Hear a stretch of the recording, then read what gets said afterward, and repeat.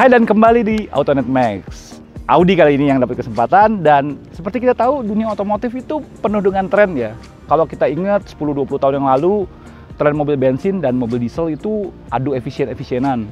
Terus sekitar beberapa tahun yang lalu juga tren downsizing itu banyak ya. Jadi mesin bensin kecil-kecil dikasih turbo, itu juga sempat jadi tren.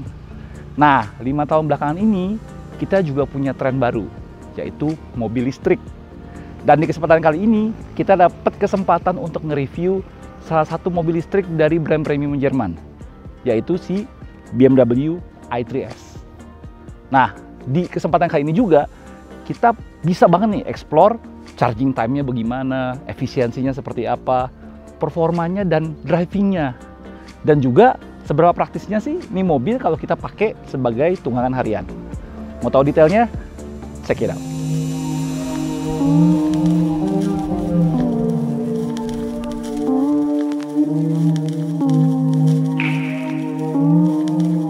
Nah, sekarang kita bahas dikit soal desainnya si i3S ini.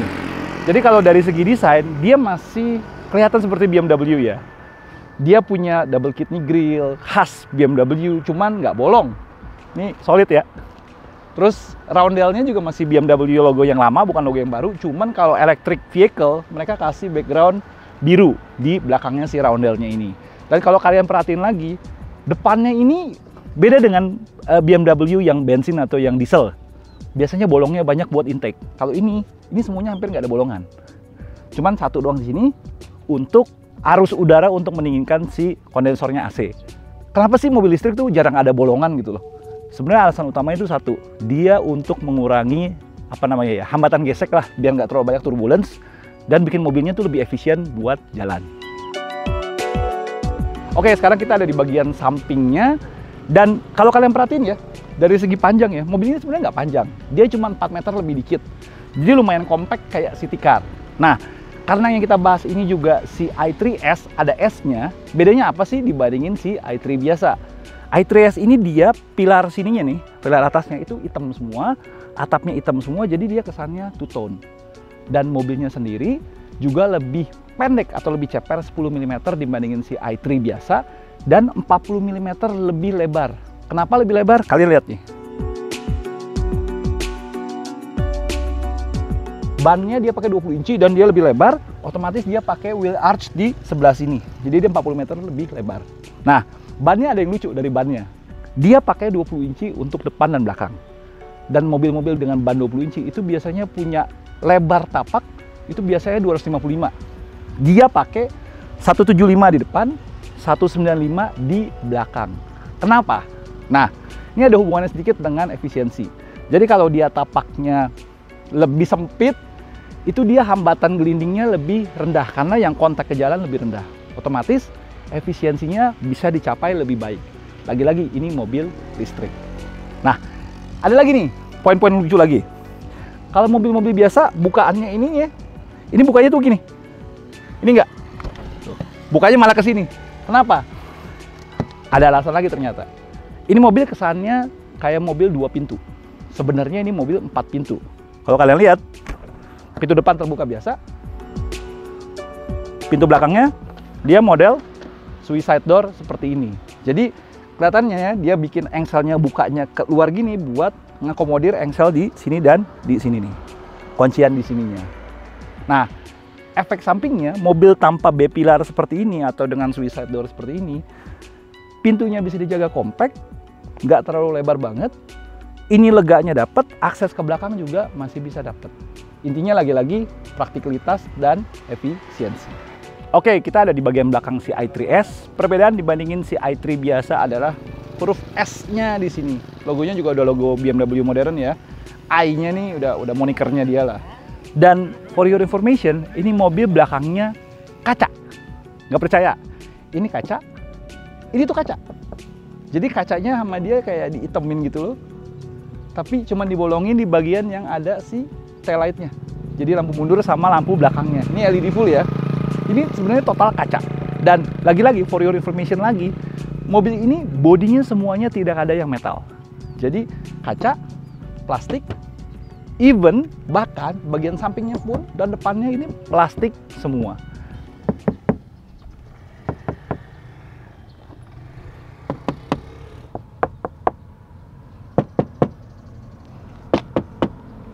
plastik. Fans plastik pasti seneng deh. Satu lagi dia ada yang unik. Mobil-mobil biasanya sekarang tuh kan shark fin antena ya, sirip hiu. Ini sirip hiu, tapi masih ada yang nongol. Gue juga nggak ngerti nih kenapa nih sirip hiu, tapi nongol. Daddy Shark aja ya. Kita lihat dikit bagasinya ya. Dia nggak otomatis, masih manual pakai hidrolik biasa, dan bagasinya lumayan buat sebuah mobil yang sebenarnya cuma 4 meteran.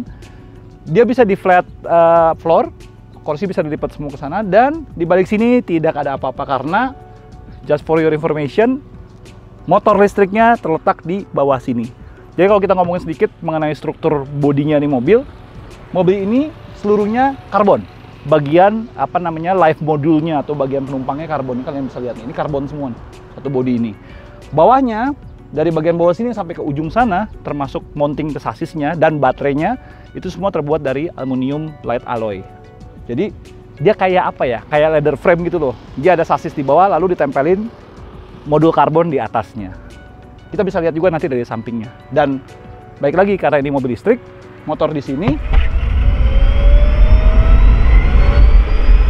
Kalau ada versi range extender, mesinnya juga bisa ditaruh di sini.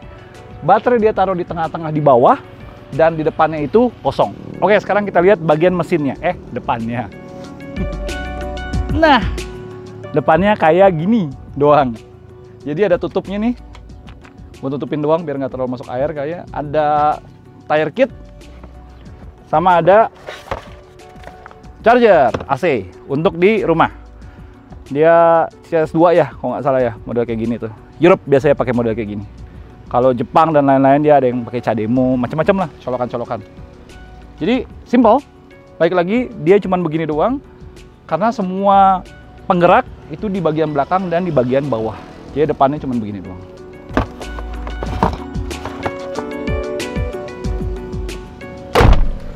Oke, sekarang kita ada di dalam interior si i3S, dan kesan pertama yang gue dapetin begitu masuk ke dalam interiornya ini adalah apa ya? Cozy, homey gitu loh. Jadi kalau kalian pernah masuk ke apa namanya IKEA ya, itu kan mereka suka bikin kayak prototipe apartemen buat desain-desain interiornya. Ini tuh mirip banget. Dia pakai material-material dan kombinasi warna yang bikin nyaman kayak di rumah. Contoh, dia pakai kayu. Ini kayunya eukaliptus. Jadi pohon yang suka dimakan sama koala itu loh. Ini bener-bener apa ya namanya, teksturnya segala macamnya tuh kayu banget. Kalau amit-amit gitu ya, ketok-ketok meja nih. Ini satu-satunya mobil yang bisa lo ketok-ketok, karena kayu beneran. Terus, apa namanya, material-material yang dipilihnya juga mencerminkan bahwa ini mobil green banget. Contoh paling gampang, dia pakai kayak plastik di bagian sini sama bagian sininya nih. Itu kayak plastik daur ulang, jadi kayak serat-seratnya itu kelihatan banget. Dan ini ternyata lumayan solid gitu loh. Dan bagus teksturnya. Plus, dia pakai kayak fabrik yang agak kasar dikit, cuman kelihatan lebih robust. Dan kulit-kulitnya ini katanya di tanningnya pakai olive oil, kayak pasta aja ya jadinya. Ya intinya sih dia mau nyampein bahwa interiornya ini green, sesuai dengan tema si mobil listriknya. Tapi kelebihan dari arsitektur sebuah mobil listrik adalah biasanya dengan baterai kalian taruh di bawah banget ini ya, ini semua jadi kerasa lebih spacious, lebih lega. Ini flat semua, belakangnya flat, terus apa namanya, pilar juga bisa dihilangin. Headroom juga bagus, dan kebetulan sini ada sunroof. Sunroofnya dibelah dua gini ya. Padahal cuma satu tapi dibelah dua karena sini ada struktur lagi buat jaga kekakuan. Ini kerasa lebih airy, lebih roomy gitu loh jadinya tuh mobil-mobil listrik tuh. Karena ya lagi-lagi dia nggak ada mesin, dia nggak ada transmisi. Semua drive mekanik itu ditaruh di belakang dan di bawah, baterai ditaruh di bawah. Jadi mobilnya sendiri kalau kalian lihat, makanya overhang depan sama overhang belakangnya itu jadinya lebih kecil. Jadi roda tuh bisa taruh di ujung-ujung. Wheelbase bisa ditaruh sepanjang mungkin, dan nggak ada hambatan mekanis gitu loh yang bikin jadi oh mesinnya harus taruh sini, harus taruh sini. Ini jadi bisa dimaksimalkan untuk orang masuk di dalamnya. Oke, secara instrumentasi juga dia sebenarnya udah terlihat futuristik ya. Kalau kalian lihat dia layarnya kayak floating semua dan simple. Jadi iDrive ditaruh floating di tengah. Ini juga instrumen cluster dashboardnya juga cuman kotak gini doang, dan semua kelihatan apa ya namanya, futuristik lah istilahnya. Cuman sayangnya masih ada beberapa tombol-tombol yang kalau menurut gue ya ini generik BMW banget. Ini tombol-tombol AC, tombol-tombol ininya generik. iDrive-nya segala macamnya juga percis seperti BMW lainnya. Dan menurut gue ya, setirnya tuh biarpun nyaman, tapi kurang atraktif, terlalu listrik. Tombol-tombolnya juga sebenarnya masih generik juga, lagian juga nih. Tapi ada satu poin yang cukup membedakan mobil ini dengan mobil lainnya, yaitu penempatan tuas transmisinya, PRND-nya lah. Biasanya BMW menaruh tuas transmisi di sini, dia naruh di sebelah sini, dan ini bentuknya sumpah keren dan futuristik banget. Jadi menjangkaunya juga gampang nih, habis pegang setir langsung sini. Jadi kalian untuk mengganti P ke D ke N ke R-nya itu tinggal diputar. Ini masuk D, ini masuk ke N, ini masuk ke R. Kalau mau netral lagi balikin ke N, kalau mau diparkir tinggal pencet P. Dan kebetulan juga tombol start stopnya itu adanya di sini. Agak merepotkan sih, biasanya kan ada di sini atau di sini ya. Ini tombolnya di sini. Jadi kalau kalian mau nyalain matiin, itu kalian tahan rem.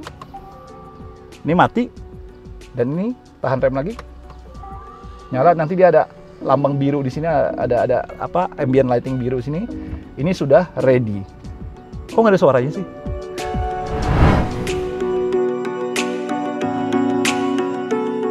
Oke, sekarang kita lagi nyetir si i3S. Ini kesan pertama nyetir mobil listrik. Hening, sunyi. Cuman kedengeran kayak suara kipas AC doang, lingkungan juga keredam dengan baik. Ini peredamannya ya. Kita ngomongin dikit soal posisi duduknya dulu deh. Jadi posisi duduk kalau menurut gue ya agak kurang BMW. Jadi dia kayak bawa MPV, kakinya agak nggak bisa terlalu lurus ke depan banget, agak nekuk, dan posisi duduk cenderung agak tinggi. Dan seperti tadi gue ngomong di soal interiornya, ini roomy banget kan, airy banget kan. Jadinya tuh kaca depan tuh kayak jauh banget ke depan.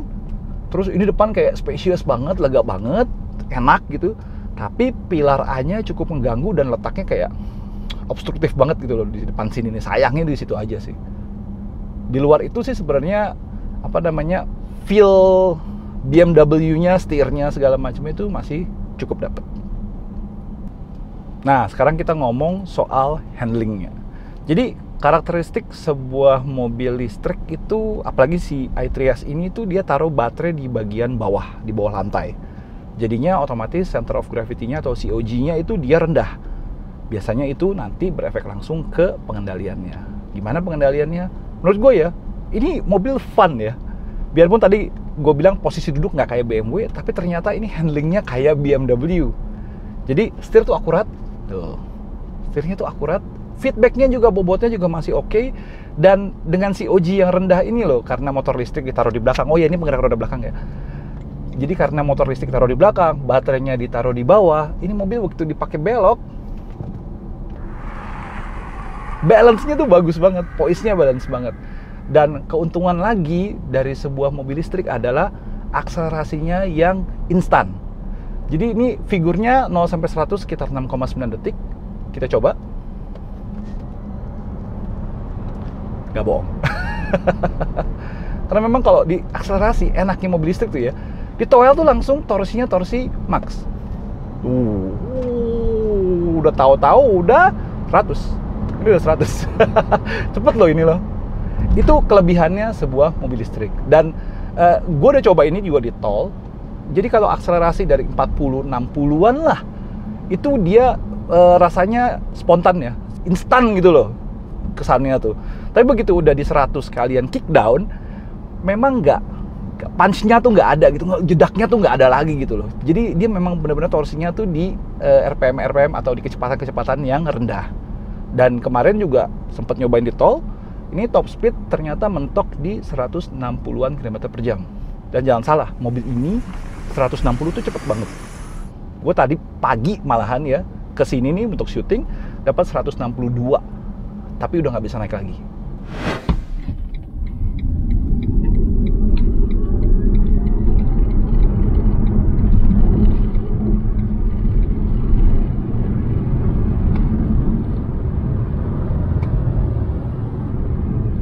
Nah, untuk kenyamanannya sendiri, dia pakai ban 20 inci.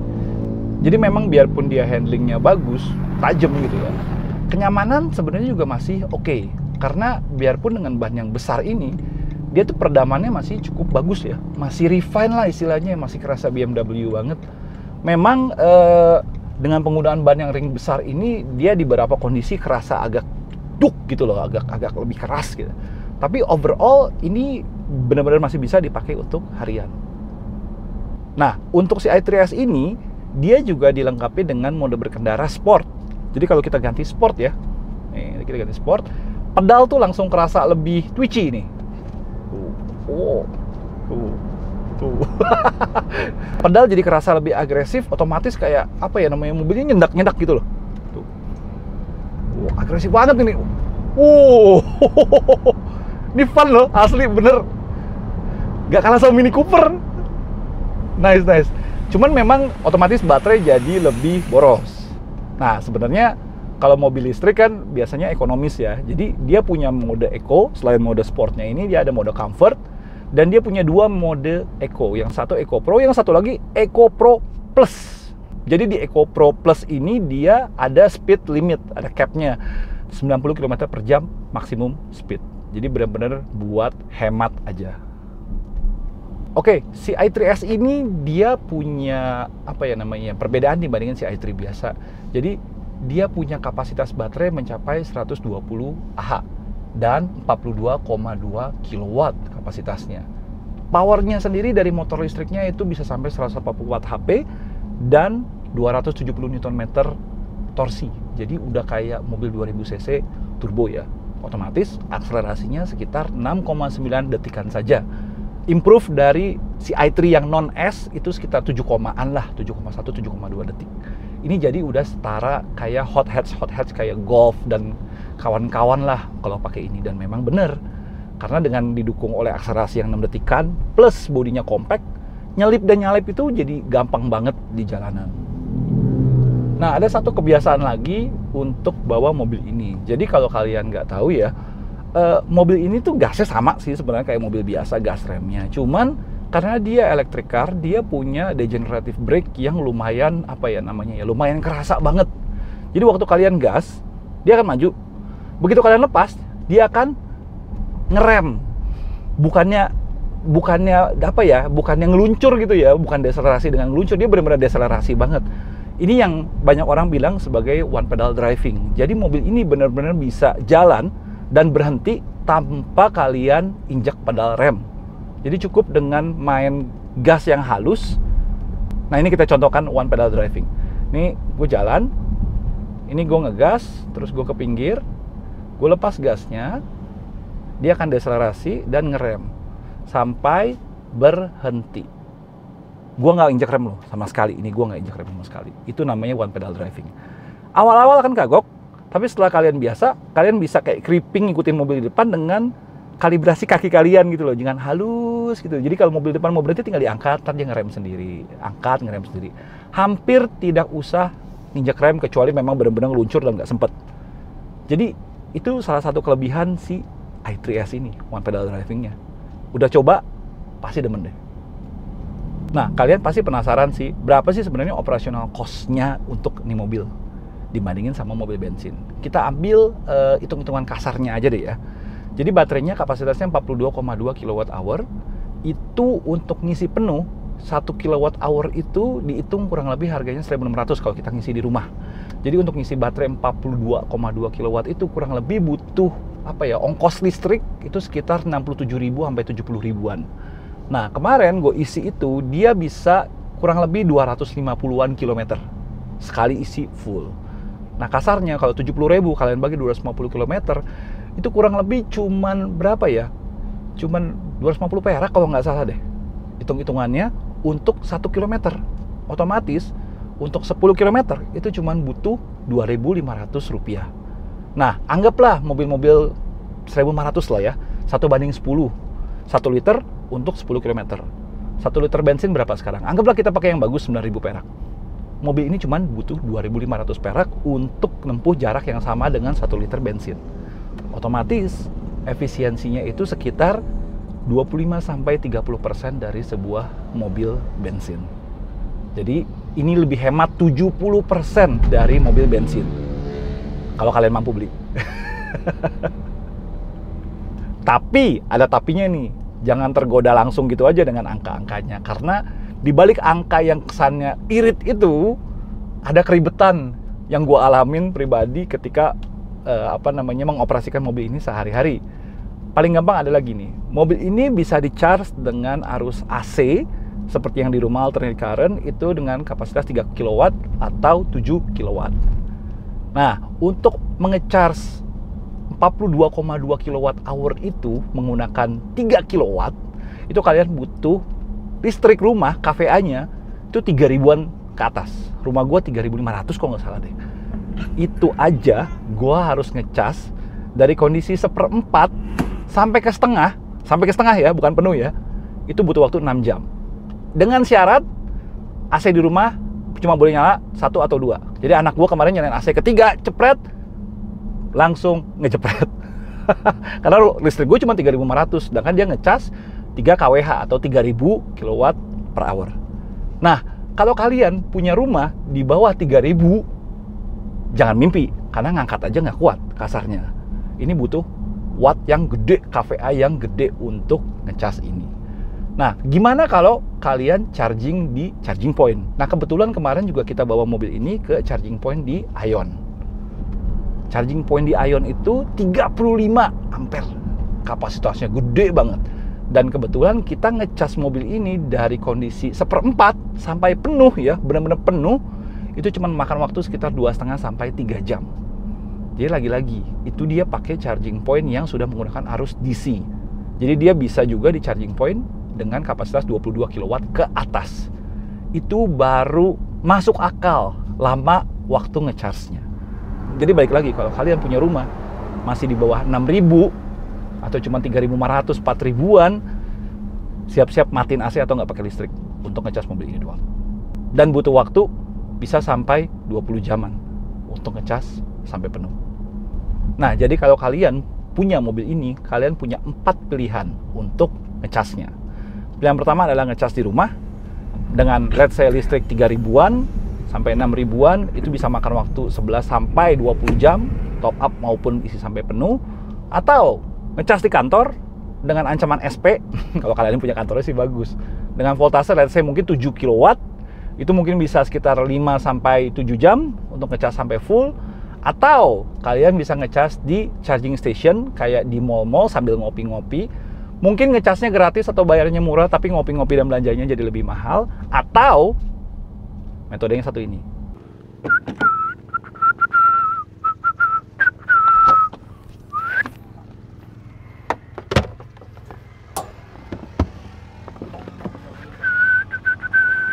Oke, sekarang kita ada di belakang kabinnya si i3S ini. Rasanya gimana? Rasanya duduknya kayak dingklik. Jadi ini agak pendek, terus kaki gua kurang bisa kesupport dengan bagus. Space-nya sih sebenarnya lumayan cukup, dan headroom juga lumayan cukup gitu kan, untuk sebuah mobil yang sebenarnya cuma kayak 4 meteran. Dan di belakangnya ini bukan buat 3 orang ya, cuma buat 2 orang karena kursinya kepisah. Di tengahnya ini ada cup holder untuk di tengahnya. Dan sayangnya tidak ada armrest di sininya. Plus ada sedikit kesulitan sih kalau mau keluar. Baik lagi karena tadi pintunya suicide door, untuk gua keluar ke depan itu harus kayak ini ada tuas di sini nih, kursinya kita geser ke depan, kita buka pintu depan, baru kita buka pintu si suicide door-nya untuk keluar. Ribet. Style over substance.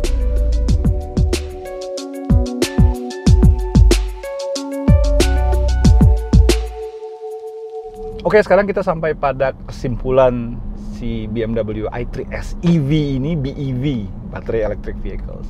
Kesimpulannya apa? Positifnya dulu deh ya. Positifnya dulu, ini adalah menurut gue ya tawaran yang menarik sih dari sebuah premium brand.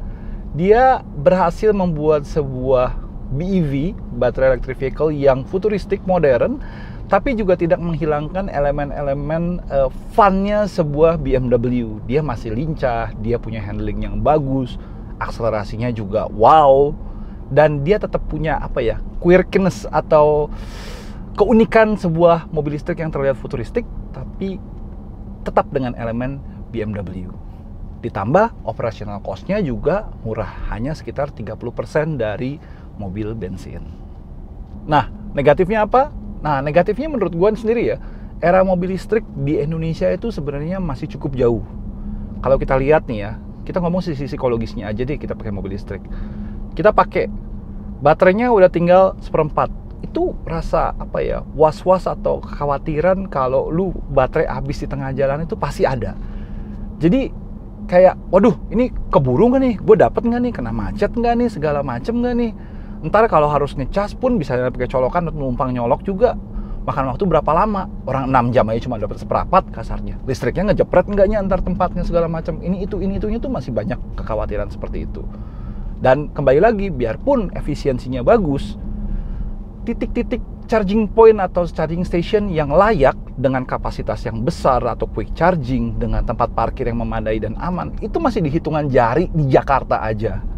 Memang sih PLN bilangnya mereka sudah menyebar sekitar 80 atau 100 titik SPLU, stasiun pengisian listrik umum. Tapi bentuknya masih jauh dari memadai untuk mengisi sebuah mobil listrik. Bentuknya hanya seperti kayak colokan gitu ditempel di tiang listrik di pinggir jalan. Parkir bisa diderek di sub kita. Nggak bisa lah, belum bisa gitu ibaratnya. Nah, itu kita masih harus lihat lagi ya. Katanya kan pemerintah akan mengeluarkan regulasi mobil listrik di 2021 atau di tahun depan. Itu mungkin akan mengkoreksi harga-harga mobil listrik menjadi lebih terjangkau. Karena kalau kita lihat si i3 ini aja yang tanda kutip sebagai entry level dari mobil listrik dari BMW, harganya aja sudah 1,3 M lebih off the road. Yang mengakibatkan mobil-mobil listrik seperti ini hanya bisa dimiliki dan dioperasikan oleh orang-orang yang tanda kutip the have. Yang punya listrik di rumahnya let's say 6.000, 7.000 kVA, baru bisa ngecas dengan layak, dengan decent.